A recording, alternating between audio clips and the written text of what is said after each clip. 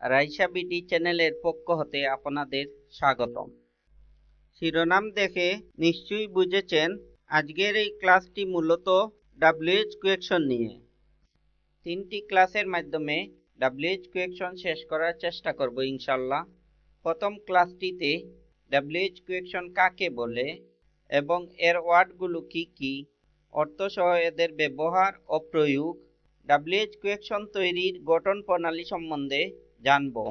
দ্বিতীয় ও তৃতীয় ক্লাসটিতে উদাহরণের মাধ্যমে ডাব্লিউএইচ ওয়ার্ড দিয়ে কিভাবে প্রশ্ন তৈরি করা হয় সে বিষয়ে বিস্তারিত আলোচনার মাধ্যমে জানব।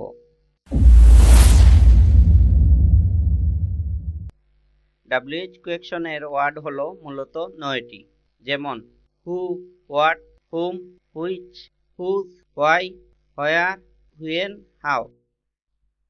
যে সকল প্রশ্নের শুরুতে ডাব্লিউএইচ ওয়ার্ডকে তাদেরকে ডাব্লিউএইচ কোয়েকশন বলে। ইংরেজিতে সাধারণত 3 ধরনের প্রশ্ন করা হয়ে থাকে। ডাব্লিউএইচ কোয়েকশন ডাব্লিউএইচ ওয়ার্ড দ্বারা প্রশ্ন করা হয়। এগুলোর উত্তর সাধারণত বর্ণনামূলক হয়। Yes or no question auxiliary verb প্রথমে বসিয়ে যে সকল প্রশ্ন করা হয় এগুলোর উত্তর সাধারণত ইয়েস অর নোর মাধ্যমে দেওয়া হয়, তাই একে ইয়েস নো কোয়েকশন বলে। টেক কোয়েকশন বাক্যের শেষে শ্রোতার সম্মতি বা অসম্মতি জানার জন্য যে সংক্ষিপ্ত প্রশ্ন জুড়ে দেওয়া হয় তাকে টেক কোয়েকশন বলে। ডাব্লিউএইচ কোয়েকশন তৈরি করতে প্রদত্ত সেন্টেন্স সমূহকে 2 ভাগে ভাগ করা যায়। প্রথম হলো সাবজেক্টকে প্রশ্ন করা, দ্বিতীয় হলো সাবজেক্ট বাদে অন্য কোনো অংশকে প্রশ্ন করা। প্রথম বাক্যে Belal kill the bird, Belal পাখিটিকে মেরেছে।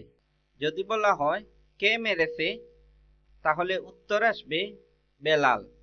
প্রথম বাক্যের সাবজেক্ট বেলাল হওয়ায় বেলালের স্থলে হু বসিয়ে প্রশ্ন তৈরি করা হয়েছে, তাই এখানে সাবজেক্টকে প্রশ্ন করা হলো। দ্বিতীয় বাক্যে দে লিভ ইন ফরিদপুর, তারা ফরিদপুরে বাস করে। যদি বলা হয় তারা কোথায় বাস করে, তাহলে উত্তর আসবে ফরিদপুর। এখানে ফরিদপুর বাক্যের সাবজেক্ট নয়। এক্ষেত্রে ডাব্লিউএইচ কোয়েকশন হবে হোয়ার ডু দে লিভ, তারা কোথায় বাস করে। এখানে সাবজেক্ট বাদে অন্য অংশকে প্রশ্ন করা হলো। ডাব্লিউএইচ কোয়েকশন তৈরি করতে হলে প্রথমে ডাব্লিউএইচ ওয়ার্ডগুলোর অর্থসহ এদের ব্যবহার ও প্রয়োগ বিষয়ে জানতে হবে, তাই এখন ছকের মাধ্যমে এগুলোর বিষয়ে বিস্তারিত বোঝার চেষ্টা করব। সময়, টাইম, অকেশন, মোমেন্ট, এগুলোর ক্ষেত্রে হুয়েন বসে।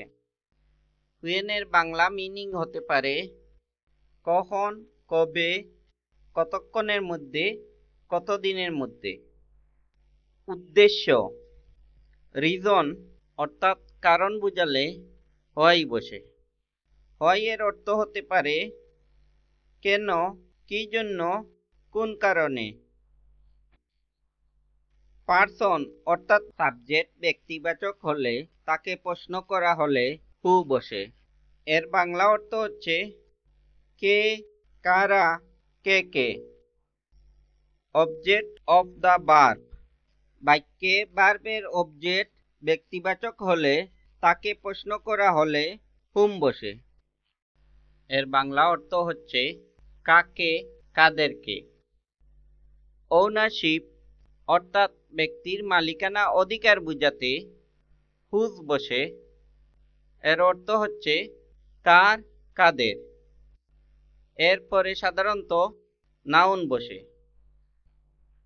চয়েস, অল্টারনেটিভ অর্থাৎ পছন্দের ক্ষেত্রে হুইচ বসে। এর অর্থ হচ্ছে কোনটি, কোনগুলো। হুইচের পরে সাধারণত নাউন বসে, তবে কিছু কিছু ক্ষেত্রে এর ব্যতিক্রম রয়েছে। প্লেস অর পজিশন, স্থান বোঝাতে হোয়ার বসে।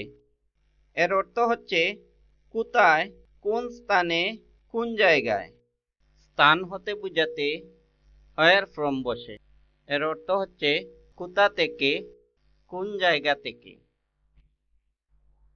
স্পেসিফিক থিং অর অবজেক্ট অর্থাৎ বস্তু, পেশা, ইতর প্রাণী, গুণের নাম, নৈবেদ্যিক বিষয়ে এগুলির ক্ষেত্রে সাধারণত হোয়াট বসে।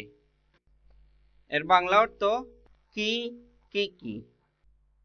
সময় নির্দেশে হোয়াট টাইম বসে। এর অর্থ কয়টা বাজে। ডেসক্রিপশন অর্থাৎ কোনো বিষয়ে বর্ণনার ক্ষেত্রে হোয়াট কাইন্ড বসে। এর অর্থ হচ্ছে কি রকম, কি ধরনের।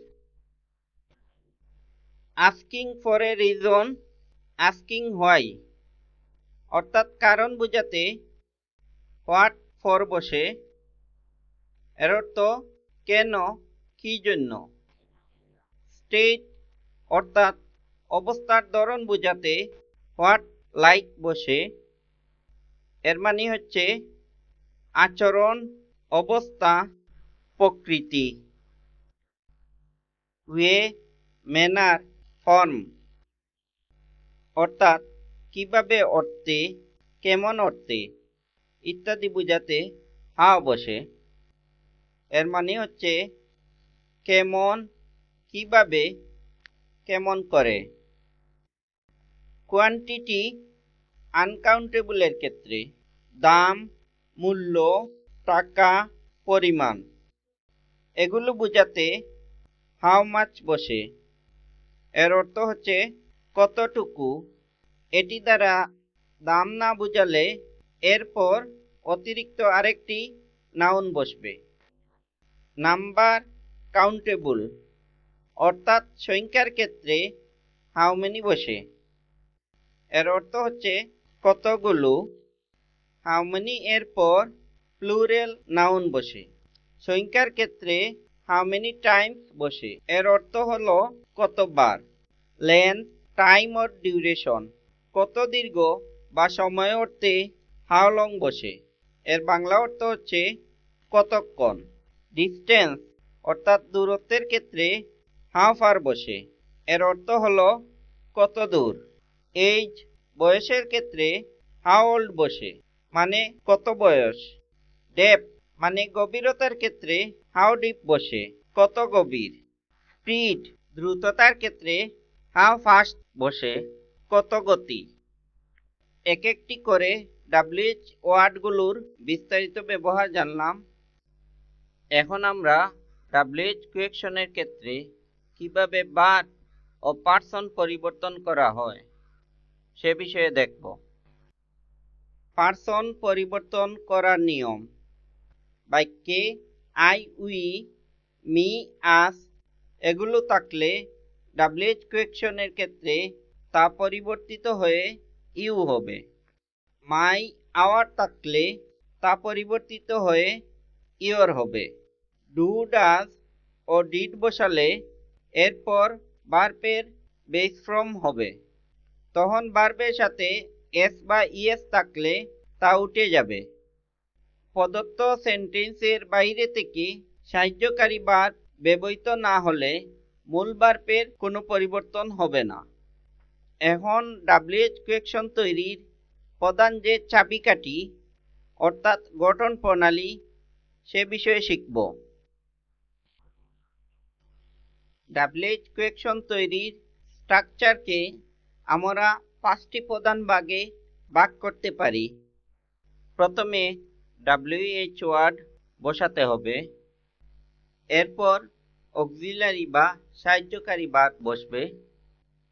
এরপর 3 নম্বরে সাবজেক্ট বসবে।